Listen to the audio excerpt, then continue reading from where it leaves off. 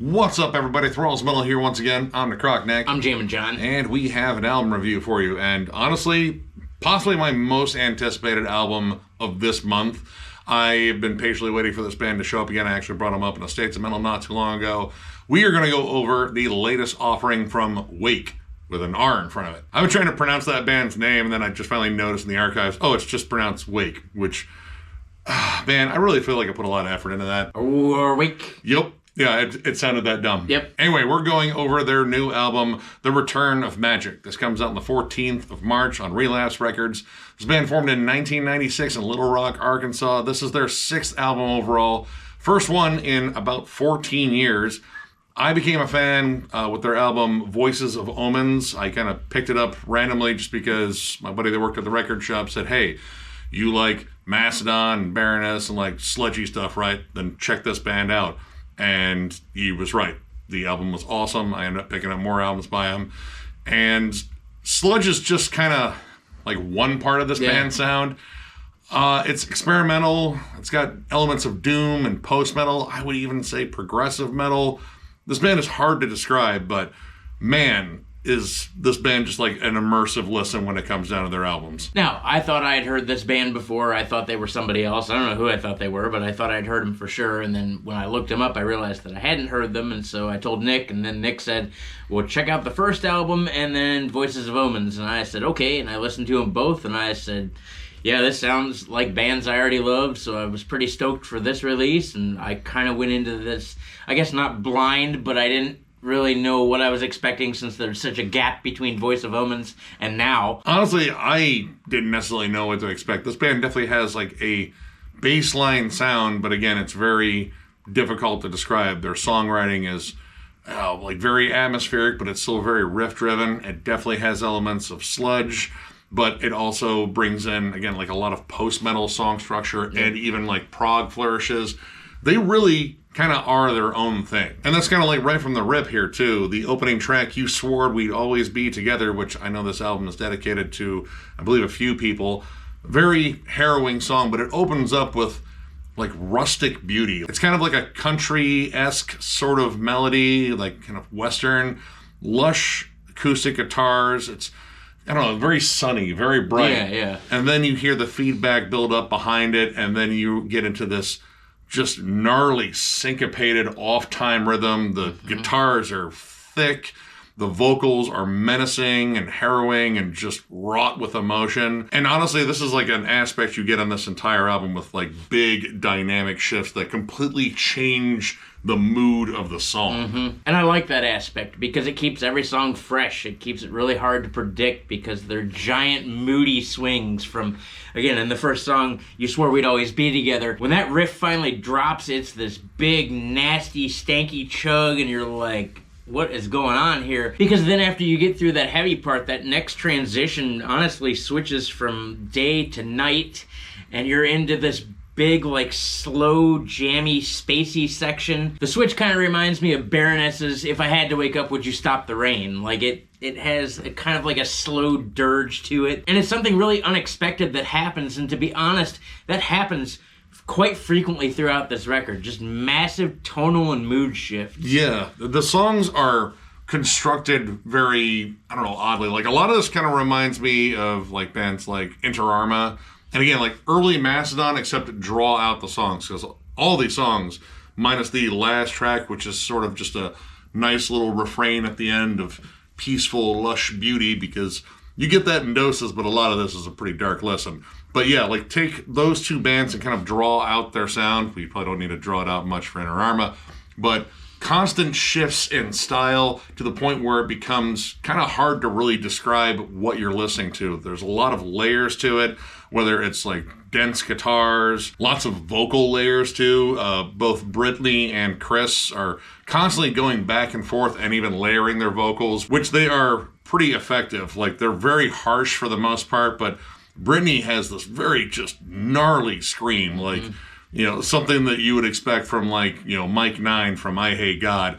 And then Chris has this kind of hardcore bellow, but he also screams, but he does a lot of what I initially called spoken word. And then because he did it so much and he felt like he was telling some really just kind of haunting, dark stories. Like, this is narration, and it's kind of spooky. Mm-hmm. Now, another big thing that makes most of these songs stand out is the riff work. And it's so melodic all the time and so harmonized all the time. And it's not all chugs, like you get a lot of big open chords, but for the most part you just get hook after hook after hook of these long drawn out harmony sections that are awesome. All these songs will get stuck in your head. All of them. Yeah, there's a lot of melody. I mean, I kind of expected that, but this one, like, I feel like it's a little bit less dense than maybe some previous efforts. At least less dense than, say, like Voices of Omens. There are, again, like frequent harmonies in here, and lots of different kinds of harmonies. Like, there's definitely stuff that you would associate with, again, bands like Baroness, Kylesa, stuff like that. But also some more like traditional, like doom melodies, like with Stardust Flowers. There is a whole section on there where you get these like very kind of crowbar, Saint Vitus style, just harmonies. Like, it just beckons gloom and doom.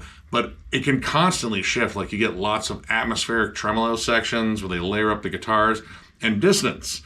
Tons of dissonance, but they do it in such a melodic way. Like, this is, you know, maybe like the sludge equivalent of, you know, Ulcerate at times in terms of like generating memorable melodies, and it's not just something for like an atmospheric effect. And this album is steeped in atmosphere. In fact, it doesn't really need a whole bunch. You get like, you know, droning synths in the background often. Sometimes they come out to the front. And again, the frequent vocal dynamics on here, them switching off. And when they layer them, man, sometimes they are just flat out creepy. Like in After Reverse, easily the darkest song on this album. 100%. Menacing. Like, it still has its melodies, but this one is just pitch black in mood, and it doesn't like anything. And talk about doomy sections. The first, at least half of that song is nothing but big, doomy, nasty harmonies. Very crowbarish at times. Other times when they've got these cool crawling riffs that are towards the end, that's very Mastodon.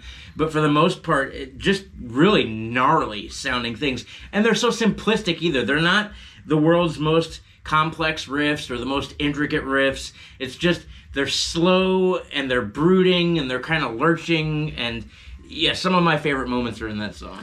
And the vocal harmonies, I'll use harmonies and then air quotes there, they both end up like kind of growling in your face on parts of that, and it is just flat out evil sounding. But even the darkest moments on here can transition to something that is like shimmering and beautiful. And that's like a big thing on here. Like, in terms of the song structure, in terms of how they write songs, it almost feels like a jam session. Like, they kind of just, you know, let the song take them on a journey. Like, they weren't necessarily like driving the car.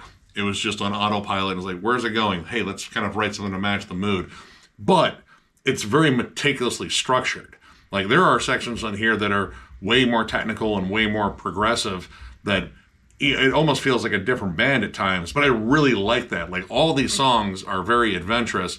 And the fact that all of them are drawn out a little bit longer with tons of dynamic changes and additional instruments, because you can get like some lap steels here and there, and again, like organs and such.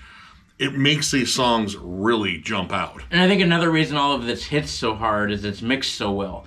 Mixed by Sanford Parker, ex-Minsk, he's in the band Buried at Sea, also ex-Knockmistium, but everything is crisp and clear, and even though it's so layered, like nothing really feels overly compressed. The drums feel natural, the bass is warm, the guitar has a big crunchy tone, and there are a lot of acoustic parts on here. Really soft, clean, pretty acoustic parts, and again, everything just sounds crisp, and I think that's why this record hits so hard in so many parts. Yeah, the only thing the acoustic sections are missing are like birds chirping in the background. Yeah. Everything on here feels very attuned to nature. Like, the whole album I would compare to like, you know, going to the park and seeing the forest during the day versus going to the park and seeing the forest at night. How it looked warm and wonderful with the sunbeams kind of going through all the branches and such. Yeah, it looks great. Go to the park at night? Like, no, something's going to kill me. This is a nightmare forest full of ghouls. And honestly, if you watch the video for the title track, you kind of get that whole vibe, because that is an awesome video, first off. Apparently, they did all of the night shots just lit by fire, which they lit a gigantic fucking fire in it. But despite these really long songs, everything I think is well paced. There really wasn't much on here that I thought dragged, and we have some like super long songs. The Return of Magik, the title track, is like 12 minutes long pretty much, and then Distant Constellations and Psychedelic Incarceration, which I kind of thought Psychedelic Incarceration was when you're like violently high and just pretty much have like couch paralysis. Been there. But no, it means something entirely different as it's explained throughout the beginning of the song, which this is probably the most like post-metal-ish song in terms of the build on it. It's over 13 minutes long, nearly 14 minutes. And this is a labored pace build-up of energy. And I love how it starts. Like, you get a lot of this, like, again, serene beauty, the acoustic melodies. It feels very welcoming, but you get this narration about, well, what the song's about, which I'm still kind of unclear on. I probably have to go back and read the lyrics, but it definitely sounds like an existential nightmare. But as the song goes on, you can kind of feel like the tone of it changing, like where it was once bright, it feels like there's more shadows creeping up. And as it builds up, it gets a lot heavier. And this is, like, honestly, I think one of the most dynamic songs of the album. You have this very spacey, cosmic, atmospheric sort of synth thing playing behind the very natural sounding acoustics, which is kind of this interesting contrast.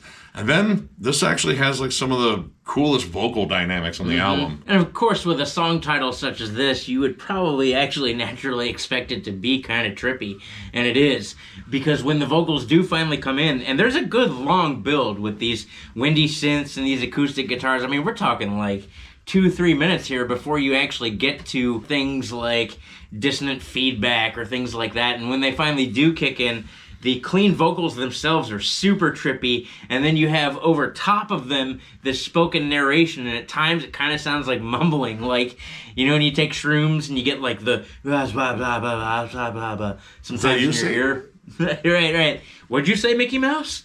It's kind of like that, and it stays kind of trippy like that throughout. It's very hypnotic. Yes. Like there's a rhythm and a meter to the vocals. Brittany does some clean vocals, and then Chris is doing his like narration vocals on top of that, and you get points where they overlap, and it just feels like this swirling conversation. There's a point where it drops out again to like more of this like country western motif. Like there's some stuff in here that kind of reminds me a bit of like Wayfarer, except Wayfarer found a whole bunch of peyote. But I have to say there's also some comparisons to be made to Tool here in terms of how the song builds. Like, it just gets grander and grander. It builds this giant crescendo. And honestly, it's like this just wild journey of a song. And honestly, like, all these songs kind of do take you on a bit of a journey. Except on some of these, the destination feels like a shallow grave in the middle of a forest. In After Reverse especially, that song is an absolute emotional beatdown. Like, by the time the last track comes on, which is kind of like a null set kind of symbol, not really sure. Yeah. I don't know. It's honestly kind of a bookend of the opening of this, where it starts off again like very serene, rustic, like, you know, running through a field with your arms open and such. I compared it to pretty much, you know, the song before it, In After Reverse, absolutely kicked the shit out of you. Like, both physically and emotionally, because Chris on there just sounds like the devil muttering into my ear, like, hey, you're a giant failure and a giant piece of shit and you disappoint your parents all the time. And me muttering back, I fucking know. But, after that, like, this song comes in, this closing bit, and it's almost like it just kind of picks you up off the ground. Right. Helps you dust off, gives you a big hug, and say, hey, sorry my buddy fucked you up there. You want to get a beer? Sorry. So this would be the part where we normally say things like negatives. I don't really have any. If I wanted to be extremely nitpicky, and I'm talking about extremely nitpicky, the beginning of Distant Constellations and the Psychedelic Incarceration, I could say that buildup was a little long, but not really. It still kind of fits the part, and it just shows the overall scope of that song, which is huge anyway, and really if they hadn't built it like they built it, would it have hit as hard? I don't know. And that's legit the only gripe. I mean, I could have made that same one, but I kind of liked how it was drawn out. Like, this was like a sludgy Hawkwind song, or Monster Magnet. Actually, the melody on it kind of reminded me of Monster Magnet's Long Hair off of 25 Tab. It has like kind of that space rock vibe, but again, it's, you know, kind of centered here on the ground, on the earth, but it's also kind of flying through the cosmos. I liked the whole vibe of that song. I like the whole vibe of this album. It's got great riffs. The melodies really stick with you. It's emotional. It's harrowing. It is as dark as it is light. And I can't think of anything that felt like it was too much or too little on here. So I'm going to go ahead and give it 4.5 stars because I'm reluctant about giving out 5s. But this is pretty damn close. This lived up to whatever expectations I have. Honestly, this might be among their best albums. I flat out dig it. Like, this is, I don't know, like, again, it's kind of hard to describe because I feel like there's like so many bands that I could compare this to, and all of them have like different approaches to, I mean, not even just sludge. Like, again, there's progressive elements, there's post-metal elements, atmosphere, all over the place, killer riffs. I loved pretty much every second of this. If you're a big fan of, I mean, I guess like Inter-Arma, early Mastodon, Neurosis, Cult of Luna, Wayfarer to some extent too, Kylesa, those are pretty much the bands that I can really kind of say like, yeah, there are definitely some overlap there in terms of their style, but you'll probably hear some other stuff too. Just trust me, check this album out. It's amazing. I wholeheartedly agree. It's also 4.5 stars from me. Well, that rhymes.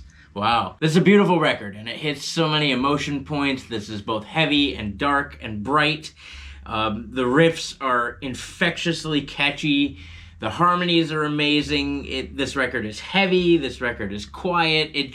It's like a roller coaster ride that you enjoy the entire time. I didn't have any miserable moments on this album, even though I could definitely call parts of it sad. But it's pretty awesome. These songs are constructed well. They flow like melted butter over popcorn. The transitions are all on point.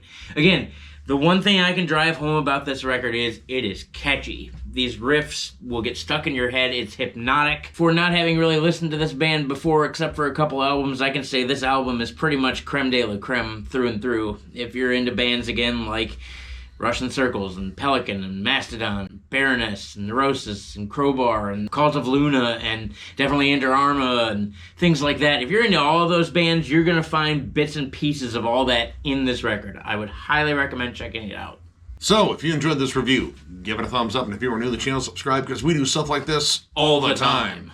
We also have memberships. They're only 99 cents, and our lone perk is doing a members-only live stream, which we did ours for this month, next month, whatever. I don't know. We try to do them at least monthly, and who knows what the hell we're going to talk about. But memberships are the main way to support the channel now. We also still have our store, thrallsmetal.com, with our t-shirts and hats. That is linked down below.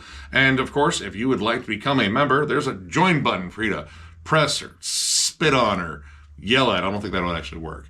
But you can yell at it if you want. But as long as it says, like, hey, join, and it says you did, then cool. I don't know, in theory, you could yell at your mouse button loud enough to actually click it onto the join button. You'd probably have to work at it for a while, but it could be done, so yelling could work. That'd be pretty metal. It would be pretty metal, and that's what we are here, Thralls of Metal, and we appreciate you guys for being here and for watching our content and for continuing to talk to us. All of everything you do for us, we genuinely appreciate. What we have for you, things like album reviews, discography rankings, multiple discussion forums, multiple segments, states of metal, is it not metal, Nick's never-ending collection updates, blah, blah, blah, blah, blah, all metal all the time. That's what we do, and we thank you for being a part of it. Yeah, you guys absolutely rule. Tons of content coming your way. So one more big thank you because you guys are awesome, and we will catch you later.